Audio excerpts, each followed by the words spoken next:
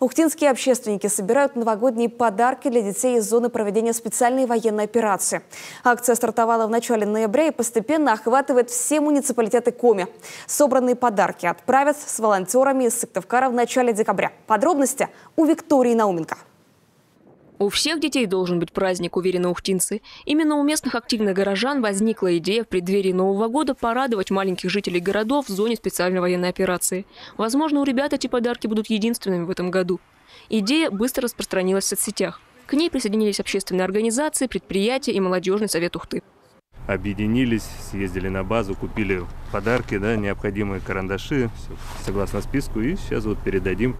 Канцелярские наборы, каждому набор цветных карандашей, сладкий подарок, и в том числе то, что поможет в школе, в дальнейшем обучении, что будет пригодиться им и будет использовано. Почти полсотни подарков закупили сотрудники подразделения одного из градообразующих предприятий. Не осталось в стороне и Ухтинское автотранспортное предприятие. Единогласным мнением всем коллективам мы решили помочь и поучаствовать в этом мероприятии. Поэтому с удовольствием передаем подарки сладкие для детей. Желаем всего хорошего, наилучшего. И, безусловно, Новый год всегда должен проходить в теплоте, в семье и с подарками.